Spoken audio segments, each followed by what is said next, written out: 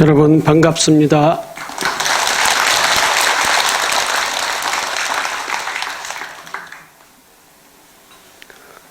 태풍 타파인가요? 네. 타파가 지금 올라오고 있다고 그럽니다. 아마 오늘 내일은 태풍 타파 영향권에 우리 한반도가 들어가서 우리나라 남쪽, 특히 남쪽은 태풍 타파의 영향이 클 거라고 생각을 하는데, 남쪽이든 어느 쪽이든 이 태풍 지난번에 링링 이어서 타파까지 두 태풍이 우리나라를 휩쓸고 가는 그러한 상황인 것 같습니다. 태풍 타파 피해가 없이 지나갈 수 있도록 조심하시고 또 잘 단돌이 하시기 바랍니다. 태풍이 한번 지나가면은 농산물이 또 피해가 많죠. 특히 과수 농사를 짓는 사람들은 열매가 많이 떨어지기도 하고 그래서 피해가 걱정이 많습니다.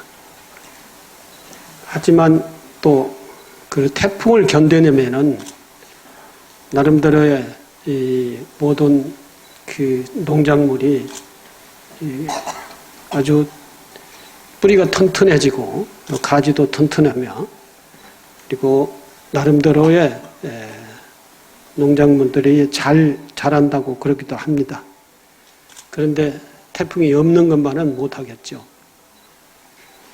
우리 인간도 이 삶을 살아나가는 과정 속에서 어려움을 겪고 난 다음에 비 오는데 땅이 굳어진다는 얘기도 있고, 또 어려움을 겪고 난 다음에 사람이 굉장히 단단해진다라고 하는 그런 경우가 있습니다.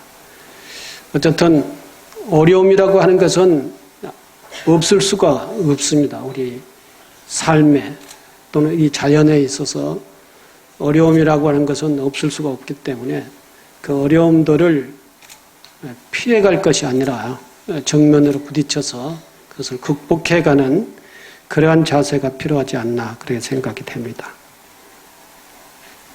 오늘은 여러분들과 함께 생각해 보고자 하는 이야기의 주제가 만족을 아는 자가 행복하다라고 하는 주제를 준비했습니다. 이 법문 주제를 늘 준비를 하다 보면은 이 행복과 연결된 주제를 많이 이렇게 준비를 하게 되고, 늘 그 행복과 연결되는 그 주제가 대부분이 이게 되는 것 보면은 법문을 하는 사람도 그렇고 또 법문을 듣는 사람도 그렇고 만족 그리고 행복이라고 하는 이 주제가 제일 관심이 많은 것 같습니다. 우리 삶의 목표가 행복이기 때문에 그런 거고, 그 삶의 목표를 주제로 해서 얘기를 할 수밖에 없기 때문에 자주 행복이라고 하는 주제가 등장하게 된다는 것을 말씀을 미리서 드립니다. 먼저 회고를 살펴보면은 병이 없는 것이 가장 큰 재산이며 만족을 아는 자가 가장 훌륭한 부자다. 많이 들어본 경전 문구죠. 병이 없는 것이 가장 큰 재산이며 만족을 아는 자가 가장 훌륭한 부자이다 그랬어요. 그러니까 이 얘기를 한마디로 이제 한쪽에서 얘기를 하면은 병 없이 건강하게, 그리고 가진 것을 만족을 느끼면서 사는 것이 행복이다라고 하는, 그렇게 정리를 할 수가 있겠습니다. 이 말씀은 법구경에 나오는 이야기입니다. 자신의 인생을 불행하다고 느끼는 나, 행복하다고 느끼느냐, 자신의 인생을 불행하다고 느끼느냐, 행복하다고 느끼느냐는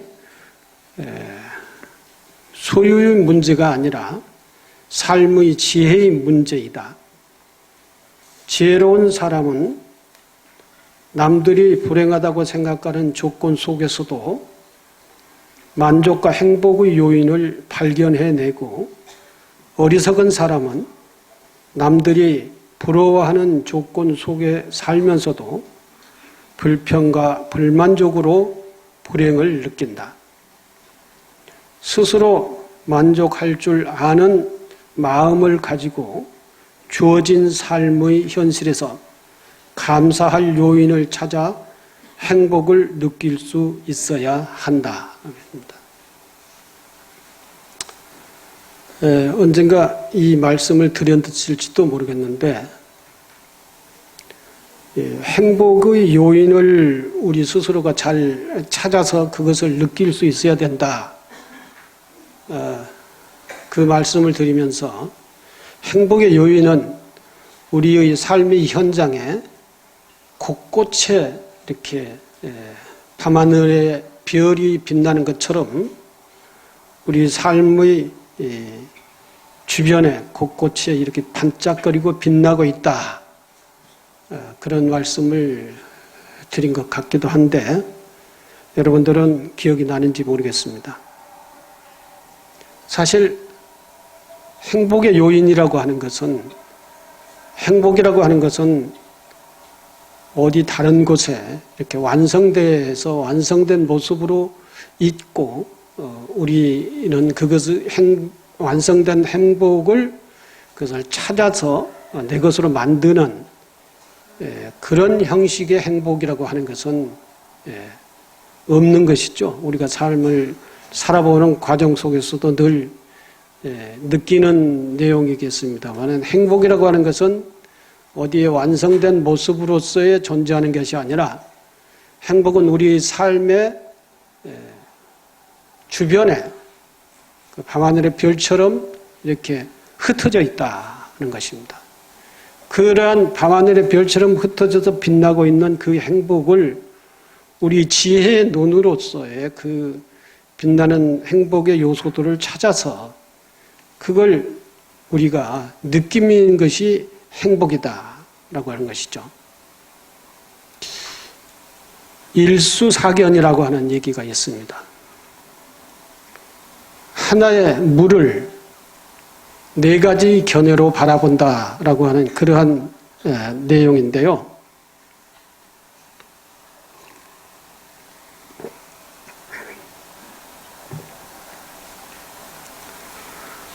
물은 다 똑같죠.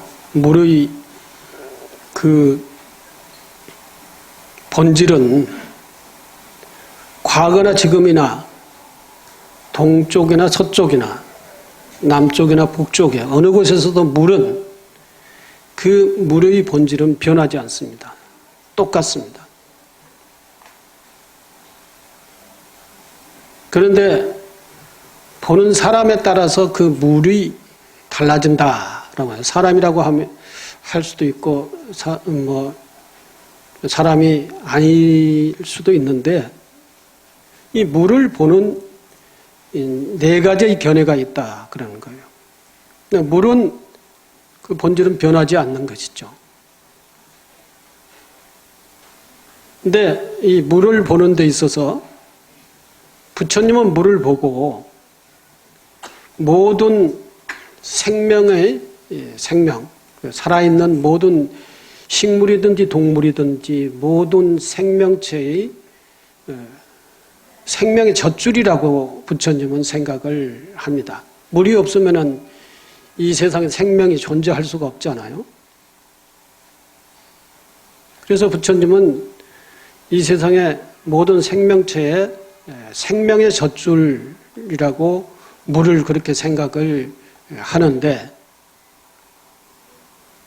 우리 중생이 물을 보면은 그 부처님처럼 생명의 젖줄이라고 하는, 생명의 근원이라고 하는 것으로서의 물을 보는 것이 아니라 그냥 물은 물이다 라고 이렇게 본다는 것이죠. 그리고 물도 여러 가지다 이렇게 생각을 합니다. 더러운 물, 깨끗한 물, 덜 깨끗한 물, 덜 더러운 물, 뭐 이렇게 여러 가지로 볼 수 있고, 그런데 그 물의 본질을 보면은 정말로 물의 본질은 변하지 않고 모든 생명의 근원이다라고 이렇게 부처님이 보는 것처럼 그러한 존재가 물인데, 우리 중생들은 물은 물이다, 생명의 근본, 생명의 본질이라고 보지 않고 그냥 물은 흘러다니는 물이다 라고 이렇게 생각을 한다는 것이죠. 그런데 고기가 물을 보면은 뭐라고 생각을 할까요? 자기 집이라고 생각, 자기가 사는 집이라고 생각을 하는 것이죠. 그리고 아기가 물을 보면은 물을 뭐라고 생각을 하냐? 피고름이라고 생각을 한다는 것이죠. 피고름. 이 물 하나를 놓고 부처님이 물을 보고, 중생이 물을 보고, 아기가 물을 보고, 고기가 물을 보는 이 견해가 다 달라요. 그리고 물의 본질은 변한 적이 한 번도 없어요. 근데 보는 쪽에서 어떻게 보느냐에 따라서 물은 네 가지로 보인다는 것이죠. 이 얘기는 무슨 뜻이냐 하면은, 부처님이 이 세상을 바라보는 견해와 중생이 세상을 바라보는 견해, 또 부처님이 사람을, 인간을 바라보는 견해와 우리 중생이 사람, 인간을 바라보는 견해가 다르다는 것입니다. 부처님은 이 세상을 보면은 전부 다 불국토로 바라보셔요.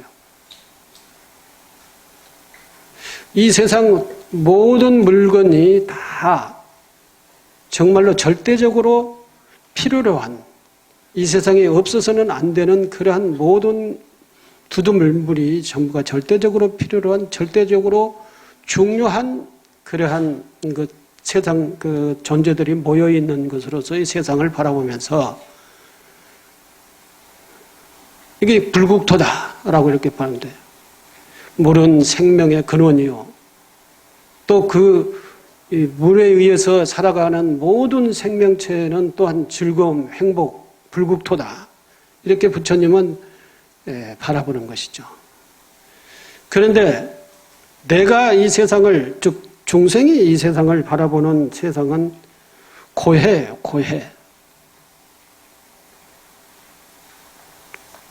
부처님과 중생들의 이 견해는 그만큼 큰 차이가 있는 거예요. 부처님은 불국토, 극락세계로 바라보는데 이 중생이 바라보는 이 세상은 고해다라는 것이죠. 실제 우리가 그렇게 느끼는 경우가 굉장히 많지 않습니까? 이 세상을 바라보면 정말 힘들죠. 오늘도 힘들고 내일도 힘들고 과거도 힘들었고 미래도 힘들 것 같고. 그래서 중생의 입장에서 이 세상을 부처님께서는 고해다라고 이렇게 말씀하셨고, 부처님의 입장에서는 이 세상을 정말로 모든 인간이 다 불성을 지니고 부처이기 때문에 이 세상 모두는 다 정말 평등한 세상이고, 우리 인간이 이 세상을 불평등하게 살고 보고 또 불평등하게 행동을 하고 그렇게 해서 우리 인간의 입장에서 세상을 바라볼 때는 이 세상은 불평등하고 고통스러운 세상이지 부처님의 보기에는 그렇지 않다라고 하는 것입니다. 물론 우리 여기 계시는 분들도 이 세상을 각자 개인이 바라보는 세상이 다 다를 거예요. 어제 큰 문제가 해결된 사람은 오늘 엄청 안정되고 그리고 이 세상이 정말 평화롭게 보일 거예요. 그러나 내일 큰 문제를 당할 사람, 그리고 그것에 고민이 많은 사람은 이 세상에 정말로 힘들고 고통스러운 그런 사람도 있을 거예요. 그리고 각자의 근기와 역량에 따라서 세상을 바라보는 그 세상은 다 다르다는 것이죠. 그러한 것들을 일수사견이라고 하는 그 이야기 뜻이 그러한 것들을 가리키는 것입니다. 얘기해 주는 것입니다. 요즘 법무부 장관은 이 마음이 심정이 어떨까요? 또 그 법무부 장관을 공격하는 사람들은 또 심정이 어떨까요?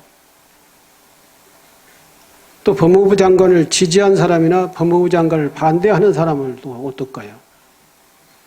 다 입장이 다 다르기 때문에 다 달라요. 다 다른 것이죠. 이게 갈등의 문제가 하나 생기게 되면은 입장이 다 달라서 다 그 부분에 있어서의 이 갈등이 해결이 되기 전까지는 전부 다 불편한 거예요. 불편해요. 근데 그 문제를 좀 멀리 객관적으로 바라보면서 세상을 바라보는 사람은 또 입장이 달라요. 그렇게 문제의 갈등의 문제의 당사자하고 그 상대자고 아닌 객관적 입장에서 바라보면은 좀 여유가 있어요. 근데 당사자가 되고 나면은 엄청 갈등이 심하고 고통스러운 거예요. 이것이 이제 자기 입장이 어떠냐에 따라서 다 자기 견해가 있는 것이죠. 그래서 부처님께서는 자기 자신의 견해, 이것을 좀 객관적으로 바라보자. 그러면서 나의 문제를 한번 바라보고 해결을 하자라고 하는 것이 부처님의 가르침이죠.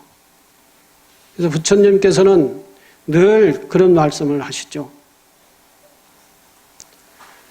모든 것을 나의 개인의 문제로 가지고 와서 그것에 집착하고 그것에 욕심을 부리고 이렇게 하지 마라. 조금 더 거리를 두고 바라보면서 객관적으로 바라보고 그것을 판단을 해라. 이런 가르침이 부처님의 중심의 가르침입니다. 오늘은 일수사견이라고 하는 그 가르침을 생각을 하면서 이야기를 좀 들어주시기를 부탁을 드립니다. 우리는 대부분 현재 가지고 있는 것보다 더 많은 것을 바라보고 보다 나은 사람을 부러워하며 끊임없이 무엇인가를 원하며 살아가고 있다. 과욕을 부리지 않고 적은 것에도 만족하고 감사하며 살아가면 행복은 이미 내 안에 있음을 알게 됨에도 불구하고 사람들은 만족을 모르고 살아간다.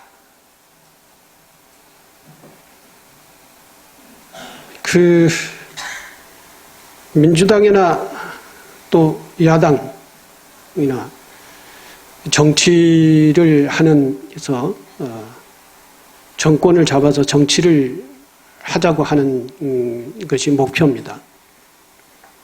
근데 그 정권을 잡아서 정치를 하자고 하는 것이 목표인데 대부분 정권을 잡아서 나라를 잘 다스리자고 하는 것이 그것에만 목표가 있다고 한다면 정권을 잡자라고 한 것에만 목표가 거기에 머무른다고 하면은 이제 정치가 굉장히 복잡해지는 거예요.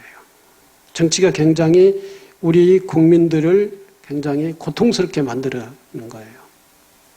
그러나 정권을 잡아서 나라를 잘 다스려가지고 이 나라를 평등하고 평화롭고 풍요로운 나라로 만들자고 하는 이 목표를 향해서 계속 가야 되는데 이제 이것이 안 되면은 이제 정권을, 권력을 잡으려고만 한다는 것이죠. 잡으려고 하는 거예요.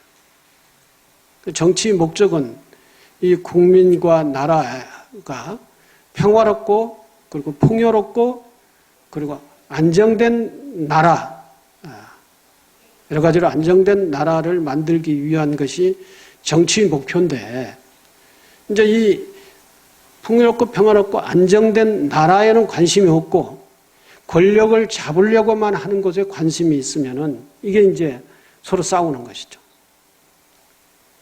그리고 이제 거기 나라 안에서 사는 모든 국민들은 이제 어려운 거예요. 이 갈등 속에서 살아야 되니까 어려운 거예요. 경제 문제도 뒷전이고, 또 안보 문제도 뒷전이고, 또 우리 그 산업 발전의 문제도 뒷전이 돼버리는 거예요. 민생이라고 하는 이 부분에 있어서 뒷전이니까, 권력을 잡으려고 하는 데 목표가 있으니까, 이게 뒷전이니까 이 국가 사회가 발전을 한 발자국도 앞으로 갈 수가 없는 상황이란 말이죠. 그렇지 않고 여야가 누가 더 많이 이 국가를 안정과 평화와 발전을 위해서 기여를 많이 하느냐라고 하는 이 경쟁으로 간다고 한다면은 얼마나 우리나라가 평화롭게 되겠습니까? 서로가 경제 발전 또는 산업 발전 또는 우리 국민의 불평등의 문제 해소 이런 것들을 하기 위해서 서로가 선의 경쟁을 한다면은 국민들이 얼마나 그 정치인들한테 박수를 치겠어요. 그리고 누가 잘하든지 뭐 상관없이 잘한 사람들한테 계속 박수를 쳐줄 거 아니에요. 근데 그것이 아니라 정권 권력만 잡으려고 하는 이열기에 머물러 있기 때문에 문제가 된다는 것이죠. 그래서 중생은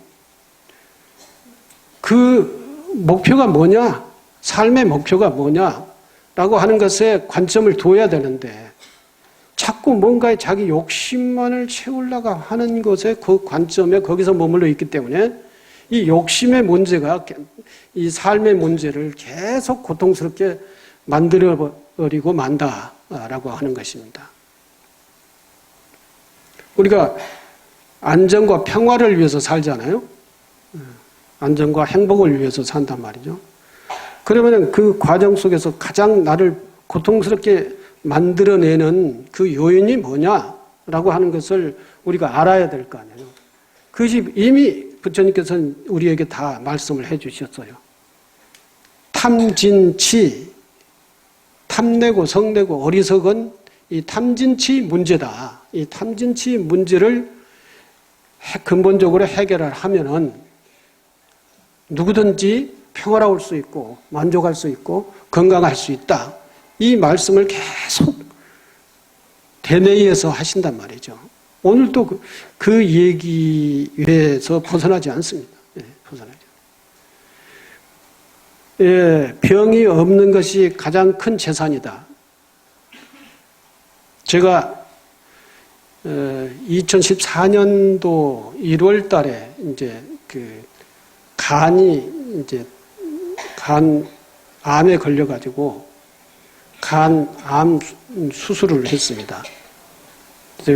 다른 사람이 간을 공여를 해줘서 그 간을 이식을 해서 제가 지금 6년째 살고 있는 거예요.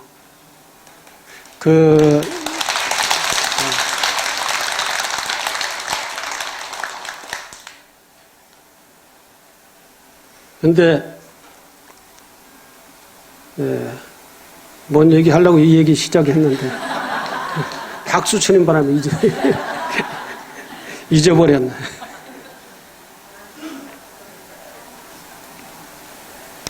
생각나면 다시 하겠습니다.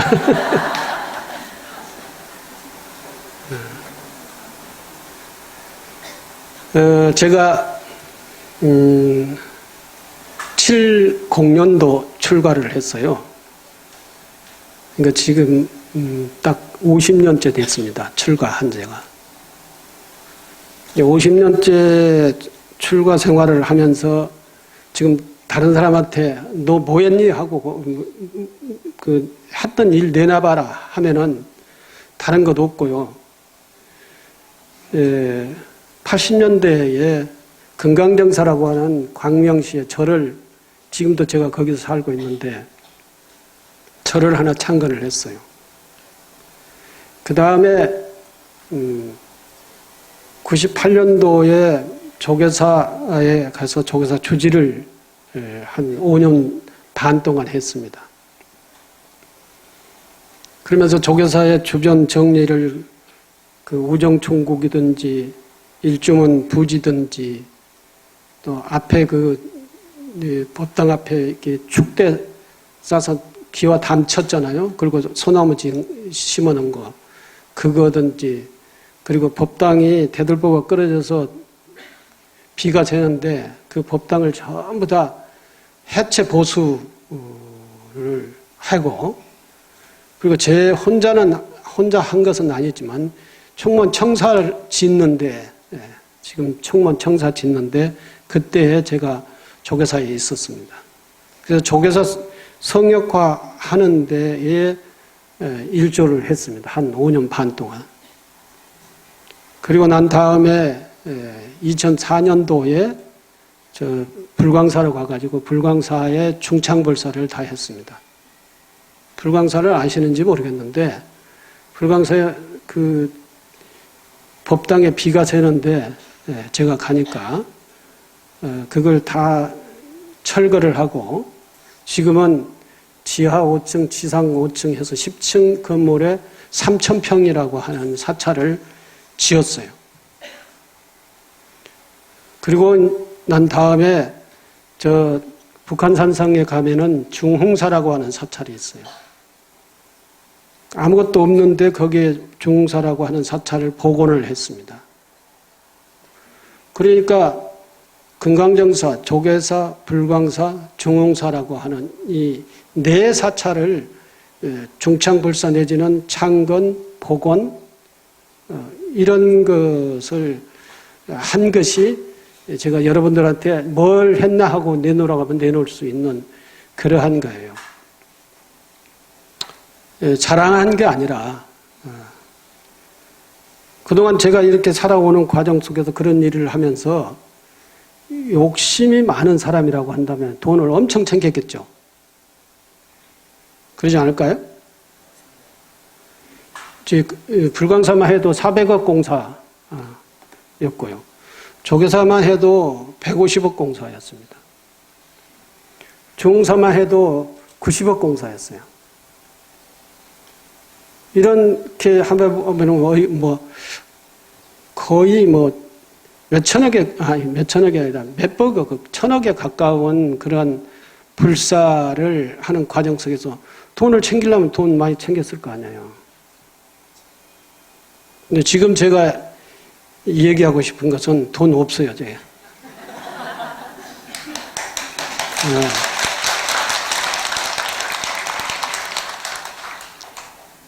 근데 지금 제가 가장 자신감이 있어요. 무엇에 자신감이 있느냐니까 그냥 내 삶에 자신감이 있어요. 그리고 가장 마음이 안정스러워요. 안정돼 있어요.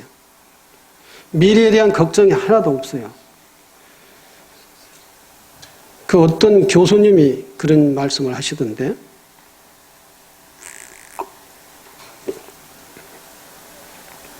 자기 미래 노후 대비를 자기는 하려고 그렇게 생각을 했었다는 거예요. 그러려면 지금부터 월급을 모아가지고 얼마 이렇게 해서 그러면 내가 몇 살까지 사는 기간 동안에 한 달에 얼마 쓸 것이며, 그러면 그 사는 기간 동안에 돈이 얼마나 필요할 것인가 생각을 해보니까 돈이 엄청 필요하더래요. 그러면 지금부터 내가 한 달에 얼마씩 모아야 된다라고 하는 그러한 그 계산을 해봤대요. 해보니까 도저히 자기가 살아야 될 그 나이까지 사는데 한 달에 얼마 들어가는 그 총액을 몇 년 동안에 자기가 다 모을 수가 없겠더래요. 그러면 나는 노후 문제를 내가 스스로 해결을 해야 되는데 그럼 어떻게 해야 될 것인가 라고 하는 이 고민에 빠졌었다는 거예요. 도저히 자기 지금 현재의 역량으로서는 자기 노후에 몇 살까지 살 때까지 쓸 수 있는 돈을 모을 수가 없는데 그러면 나는 어떻게 해야 될 것인가? 나의 노후 문제를 어떻게 해야 될 것인가? 이런 생각을 고민에 빠졌어요. 그러다가는 어느 날 갑자기 이렇게 하면 되겠구나 라고 하는 아이디어가 떠올렸다는 거예요. 그게 뭐냐 하니까 내가 지금 힘이 있을 때 걸어다니고 손발이 움직이고 힘이 있을 때까지는 나를 위해서 하는 게 아니라 다른 사람들을 위해서 봉사를 해야겠다. 봉사를 하면 밥은 얻어먹고 살지 않겠느냐. 봉사를 하면은 이제 순전히 보살심으로서의 봉사를 하면은 문제가 해결될 것다라고 하는 그런 자신감이 딱 생기더라는 거예요. 그래서 봉사하기로 했대요. 고대 교수님이신데 봉사하기로 했다는 거예요. 돈 모으는데 집중적으로 고민하고 그거 안 하겠다. 돈 모아지면 모으고 안 모아지면 안 모아진 대로 내가 힘 있는 그 기간 동안은 다른 절에 가서 봉사를 하든지 뭐 해야 되는지 봉사를 하겠다. 이렇게 생각을 딱 정리를 하고 나니까 나의 노후의 문제는 끝이야. 그래서 이제 노후 문제 생각을 고민을 안 한대요. 그리고 죽음의 문제도 내가 몇 살까지 살아야겠다라고 하는 요즘 100세 시대라고 그러잖아요. 100살까지 살아야겠다. 이런 생각이 떨어지더라는 거예요. 이런 생각이 떨어져서 몇 년을 살다가 죽든 그건 상관하지 않겠다. 열심히 봉사하면서 살겠다라고 이렇게 자기 노후 문제에 대해서 정리를 하니까 지금은 고민 하나도 없다는 거예요. 그러니까 소위 말해서 집착을 놓고 욕심을 내려놓으니까 길이 보이더라라고 하는 그러한 이야기입니다. 여러분들도 한번 그런 길을 한번 찾아보시겠죠. 그럼 마음이 편해요. 근데 제가 왜 이 말씀을, 그 교수님 말씀을 하느냐 하면은 제가 그렇게 정리를 했어요. 그 교수님보다 더 먼저. 스님들은 어디 가서든지 봉사 정신으로 살면은 다 살 수 있다. 어디 가서 부전살이를 하든지, 어디 가서 법사 역할을 하든지, 어디 가서 복지원에 가가지고 봉사를 하든지, 성복 있고 어디 가서 봉사를 하겠다면 누가 뭐라고 하겠느냐. 그리고 그 봉사, 아무 대가도 없이 봉사를 하겠다고 하면은 누가 환영하지 않겠느냐. 오늘 아침에도 저희 절에 새벽 6시에 한 청년하고 한 거사가 왔어요.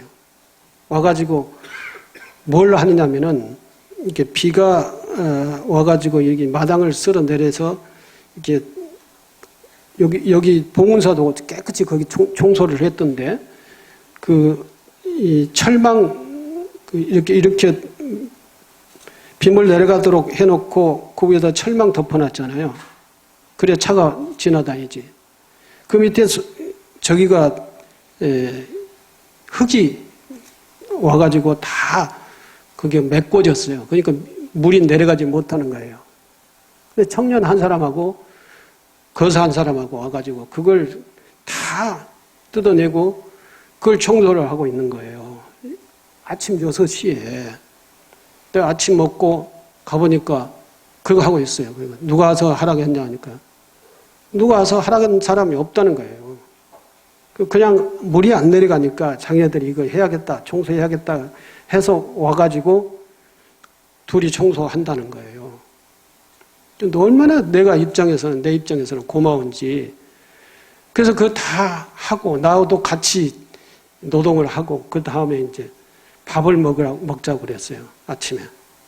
그 고마운 일을 해줬는데 밥 안 주고 보내면 안 되잖아요. 밥을 먹자고 해서 같이 밥을 먹고 그 두 분들은 법회 준비하러 간다는 거예요. 법회 준비. 오늘 일요일이잖아요. 그 법회 준비가 뭐냐 하니까는 차로 사람들 저 밑에 버스 정류장에서 절까지 실어 오는 그 일을 운전을 한다는 거예요. 그래서 내가 감동을 했어요. 물론 그 두 사람이 자주 와가지고 그런 일을 하기도 한데, 그래서 또 다시 한번, 저 사람들처럼 살면은 뭐가 문제가 있겠느냐. 문제가 일어날 수도 없고, 또 그 사람들이 문제가 있다면 누가 안 도와주겠느냐. 라고 하는 그런 생각이 들었어요. 오늘 뭐 여러 가지 얘기가 여기 많이 써져 있습니다. 그래도 진도 나가야 되니까 진도를 자료집 진도를 나가도록 해야죠.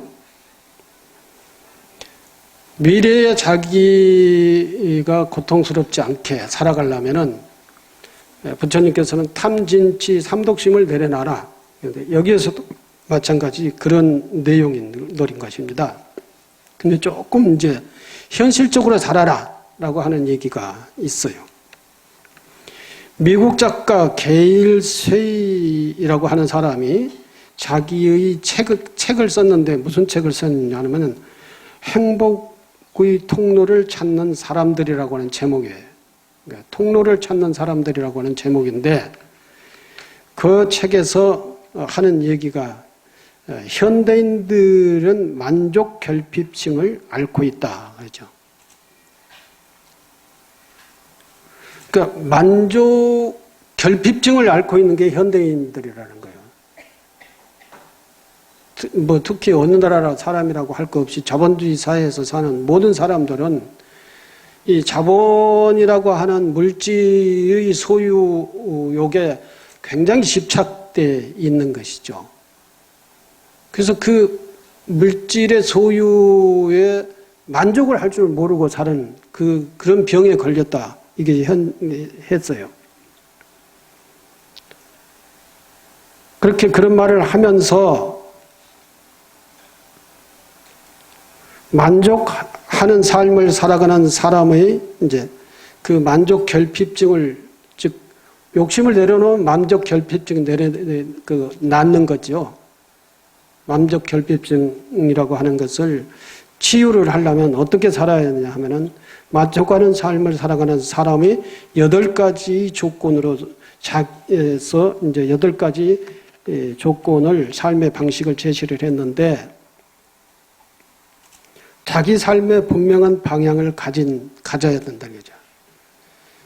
내가 왜 사는지, 내 삶의 방향이 어딘지도 모르고 살아가면 안 된다는 것이죠.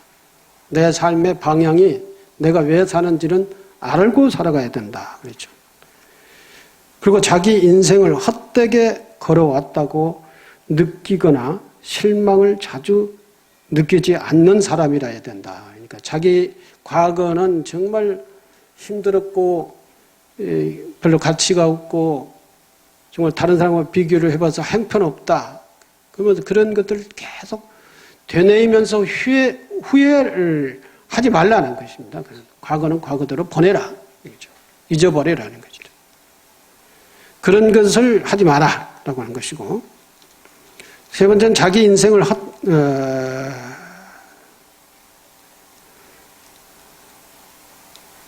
그리고 세 번째는 몇 개의 장기 계획을 세우고 그것을 성취하기 위해서 노력을 해라. 이거죠. 이게 미래에 자기 장기 계획이 3개는 있어야 된다. 이거죠. 뭐 꼭 3개가 있을 필요가 있겠습니까? 하나만 있어도 되는 것이, 분명한 거 하나만 있어도 되는 거지. 스님들은 장기 계획이 뭘까요? 보살행 하는 것이죠. 또는 열심히 정진을 해서 깨달는 것이죠. 근데 그게 다 똑같은 얘기예요. 보살행을 하면은 깨달아지고, 깨달으면은 그 사람이 보살행을 했던 거예요.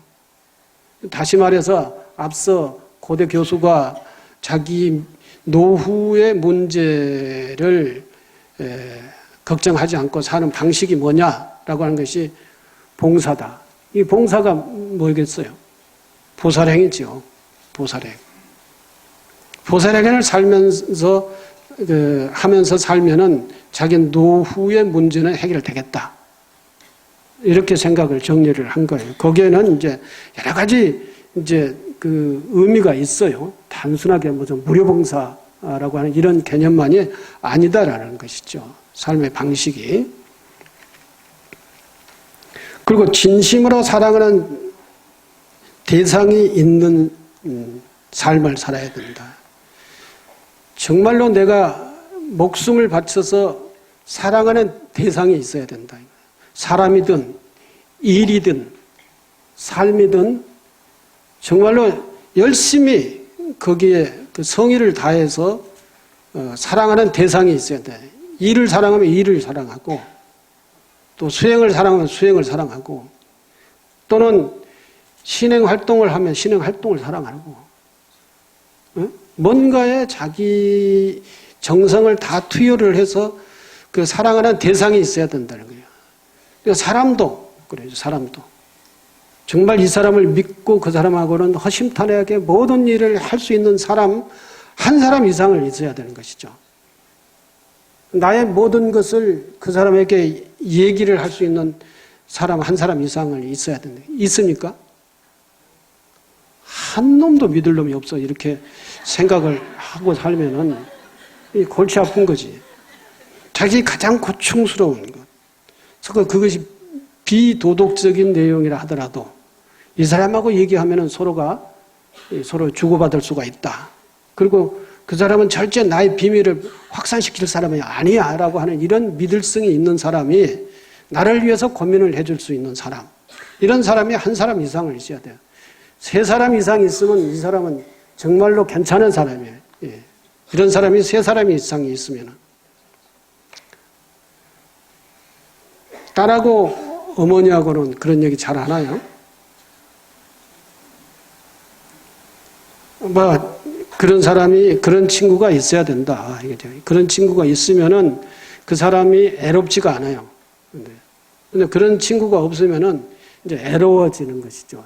나이가 많이 먹어가도 애로워지고 또는 자기 깊은 고민이 있을 때 얘기할 수 있는 사람이 없으면 애로워지는 것이죠. 꼭 그런 사람을 새겨야 된다는 것이죠. 그리고 명랑하고 어려운 일을 당해도 긍정적으로 해석하고 처리하는 사람.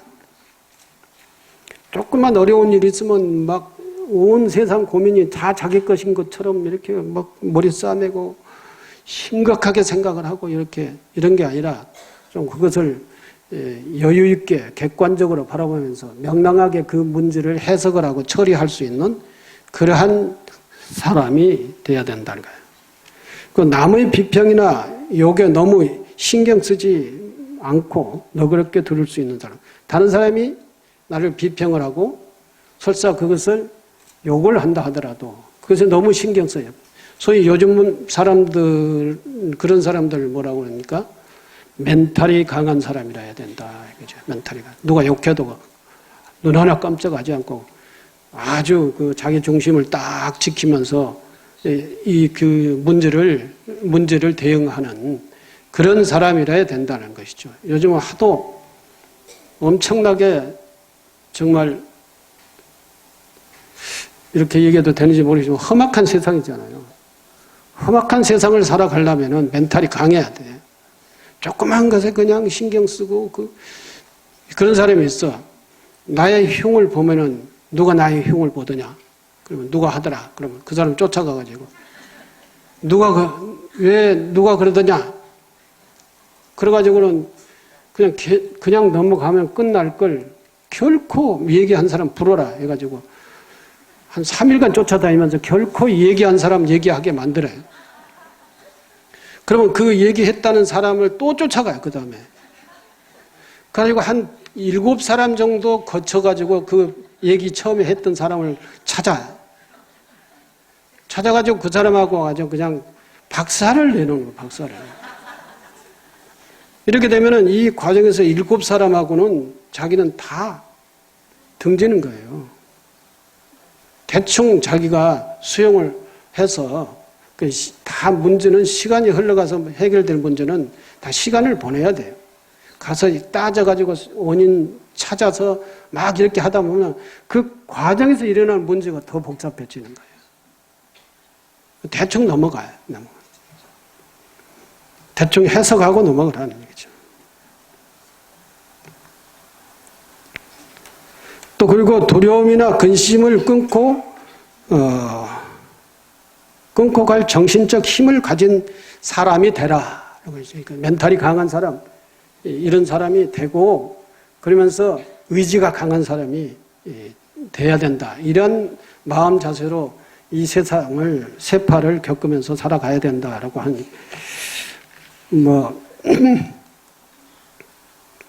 뚜렷하게 여러분들이 그 마음에 와서 딱 꽂히는 그러한 얘기는 없죠. 있어요? 진도 나가야 되니까. 진정한 만족은 부귀 영화와 같은 물질적 조건에서 오는 것이 아니라 삶의 희망을 가지고 미래를 긍정적이고 계획적으로 사는 것에서 찾을 수 있음을 말해주는 것이다. 이에 덧붙여 내가 가진 것에 만족하여 남을 배려하고 베풀 줄 아는 삶을 산다면은 삶에 대한 행복이나 만족도는 더욱 높아질 것이다. 딸은 다 도둑년이라고 그러죠. 딸들은 친정에 와서 뭔가를 하나씩 숟가락 하나라도 챙겨가지고 가려고 한다고 옛말에 그런 얘기가 있어요. 근데 그 부모들은 다 또 주려고 그러죠. 주려고. 근데 그 속에서 무슨 행복을 느끼는 것인지 하여간 요즘 젊은 사람들은 또 그렇지 않은 것 같아요.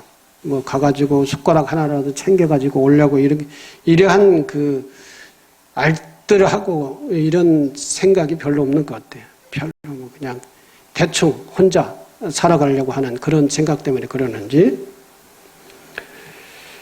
근데 여기서 이제 소확행이라고 하는 생각이 드는 거예요. 소확행. 소확행이라고 하는 것은 작은 것에서 만족을 느끼면서 행복을 느낀다라고 하는 거죠. 오늘 비가 오니까 오늘 비 오는 날은 뭐 해야 돼요? 먹는 것을 뭘 해 먹어야 됩니까? 네? 김치찌개? 옛날에 우리 어렸을 때는 비 오는 날은 방에 앉아서 콩볶아 먹었는데 요즘은 콩볶아 먹는 집 없죠? 서울에 특히 더군다나. 비 오는 날 뭐가 딱 생각나는 게 있을 거 아니에요? 부추전? 상치전? 그건 다 옛날 얘기고 오늘 비 오는 날이니까 비 오는 날 뭐 됐으면 좋겠다. 카페에 가서 커피 한 잔 마셨으면 좋겠다. 요 옆에 카페 있잖아요. 거기 가서 비 오는 모습을 바라보면서 커피 한 잔 마시면서 여유스럽게 행복을 느끼고 봉은사의 아름다운 도량을 이렇게 쭉 살펴보면서 이 도량을 누가 가까웠느냐.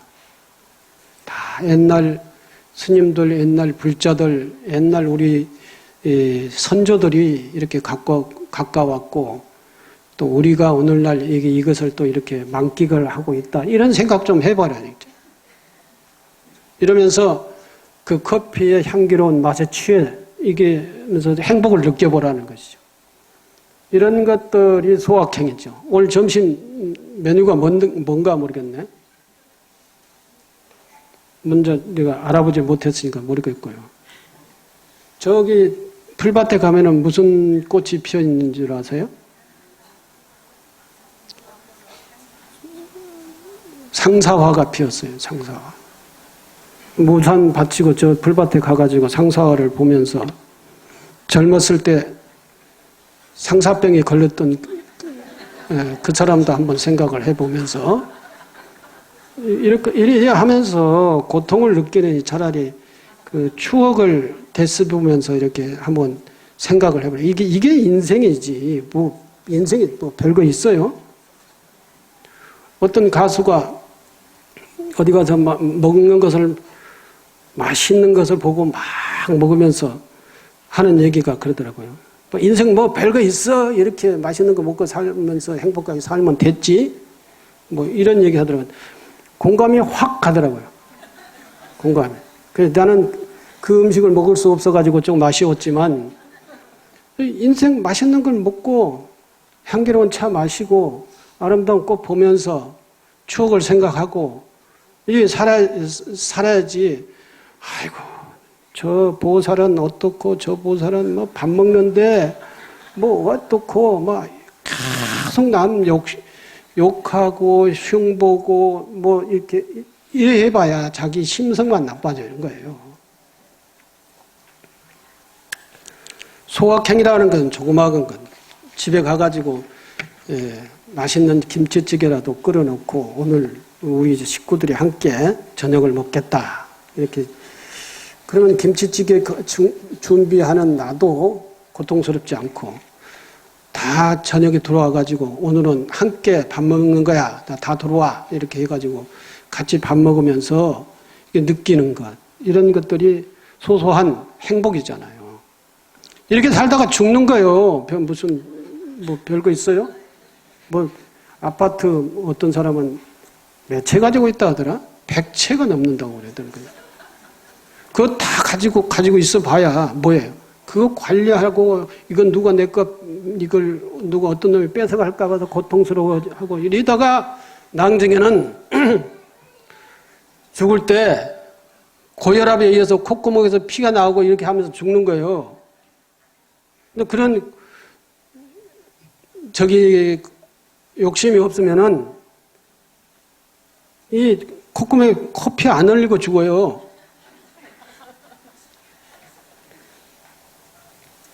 옛날에 한 가족이 있었습니다. 그들은 9 식구가 한 방을 쓰면서 살았어요. 9 식구에서 한 방에 살아본 분 계시겠죠? 저는 9 식구가 한 방에서 살았어요. 그 이불 하나도 없고, 그리고 저쪽에서 이불 꺼버리면은, 끄서 가면은 이쪽은 싹, 이제. 그래가지고 이불 서로 끄서 자기가 덮으려고 싸우다가 나중에는 이불이 찢어져. 이러한 사람도 있어요. 근데 이렇게 살았던 사람이 있었어요. 그리고 옷은 누더기 같이 옷을 입고 사는 사람입니다. 그리고 비참하게 살았죠. 요즘 얘기를 한다면은. 그래서 그 가장이 견디다 못해서 성인을 찾아갔어요. 성인을. 도대체 어떻게 하면 우리는 이 상황에서 벗어날 수 있습니까? 하고 성인한테 물어봤어요. 그랬더니 성인이 하는 얘기가 너희 집안에다가 염소 한 마리를 들여놔라 그랬어요. 염소 한 마리. 딱 얘기 들어보니까 말도 안 되는 얘기를 하거든. 9 식구가 누더기를 입고 엉덩하면서 서로 싸우고 서로 미워하고 이렇게 하면서 사는데 염소를 거기다가 방에다가 데려다 놓고 살으라고 하면 이게 무슨 꼴이냐고 이 생각이 들어서 막 항의를 했어요. 항의를 해서 어떻게 그런 말을 할 수 있느냐. 그랬더니 현자가 성인이 얘기하기를 그렇지 않으면 너희 집 문제는 해결이 안 된다. 내가 시킨 대로 해라. 강력하게 이제 얘기를 하니까 그 성인은 엄청 그 지역에서 유명한 성인이고 그 얘기를 안 들으면 안 되겠고 그래서 할 수 없이 집에 돌아가서 염소를 한 마리 방에다 갖다가 9 식구하고 염소 한 마리하고 같이 살았어요. 근데 염소 한 마리가 같이 사는데 어떻게 됐어요? 염소는 못 먹는 게 없어요. 다 뜯어먹는 거예요, 다. 나무도 깎아서 먹고 흙도 먹어요, 염소는. 그러니까 방에 있는 것, 모든 것은 부드러운 것을 다 먹는 거예요. 애들이 입고 있는 옷까지 다 찢어서 먹는 거예요. 그리고 염소가 먹었으면 뭐예요? 싸야잖아요. 오줌 싸지. 염소똥 온 방에다 내려놓지. 난리가 났는 거야, 한 달 동안. 그래서 할 수 없이 한 달 동안 꾹 참고 올라가가지고, 이제 성인이라고 하는 사람한테 이제 얘기를 했어요. 사실 우리는 염소하고 같이 이렇게 살았다고. 이게 뭐냐고. 막 공격을 하니까 그 성인이 하는 얘기가, 그래? 이제 염소를 방에서 바깥으로 쫓아내라. 그래서 이제 와가지고 염소를 방에서 바깥으로 쫓아내고 그 염소똥 다 치우고 이제 이렇게 살았어요. 사니까 염소 한 마리가 방에서 살다가 밖으로 나가니까 방이 그렇게 넓고 그렇게 조용하고 그렇게 깨끗하다라는 거예요. 그 염소가 들어오기 전에는 9명이 사는데 서로가 막 난리 싸우고 난리였고 더럽고 그러겠는데, 염소가 살다 나가니까 그걸 깨끗이 치우니까 완전히 사람들이 교육이 된 거예요. 염소 때문에. 염소를 보고 저렇게 하면 안 되겠구나, 이렇게 이런 교육이 돼가지고 9사람이 옛날처럼 사는 게 아니라 새롭게 깨끗하고 똑같은 넓이 방이 더 넓어지고. 그래서 그 가장이 12시 다 됐네. 가장이 성인의 가르침이 이거로구나. 우리 스스로에게도 충분히 9명이 이 한 방에서도 질서 있게 넓게 깨끗하게 얼마든지 살 수 있었는데 우리는 그거를 몰랐다는 것이죠. 그겁니다. 염소가 들어와서 그렇게 살고 나가는 이후에야 이걸 알았다는 거예요. 이걸 알았다니. 그러니까 이것은 무슨 얘기냐면은 9명이 한 방에서 그렇게 살더라도 그 삶의 방식을 어떻게 하느냐에 따라서 그게 깨끗하고 넓고 질서 있게 살 수 있고, 그 깨끗하고 넓고 질서 있게 사는 그것이 오붓하고 그리고 그것이 여유 있고 또 그게 만족하는 삶이 있었는데 우리는 그걸 몰랐다는 것이죠. 지금 우리가 살고 있는 우리의 지금 현재 집안 환경 속에서도 얼마든지 우리가 눈을 떠보면, 지혜의 눈을 떠보면 그렇게 살 수 있는 방식이 있다라고 하는 것입니다. 우리 종단에서는 미래를 굉장히 걱정을 많이 합니다. 미래 탈종교화 상황 속에서 신도들이 많이 없어지고 하면은 사찰은 어떻게 운영할 것이며 스님들의 미래는 어떻게 할 것인가, 이렇게 막 걱정을 해요. 그래서 저는 이 얘기를 생각을 했어요. 아무리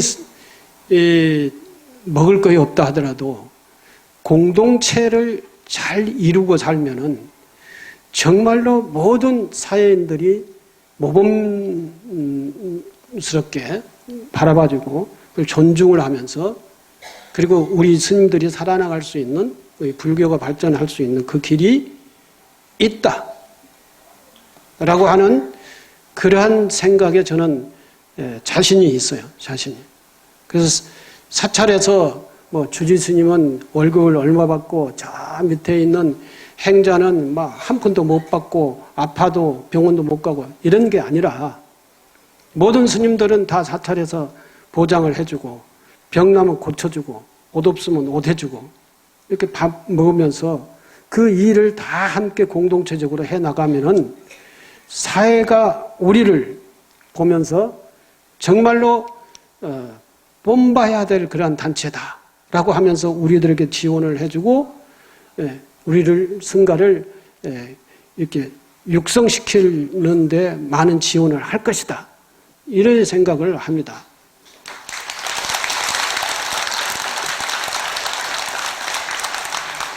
이게 부처님 가르침 속에 그러한 방식이 다 있다라고 하는 것을 우리가 지혜의 눈을 뜨고 바라보면 다 그런 방식이 있다라고 하는 것을 마지막 말씀으로 정리를 하겠습니다. 감사합니다.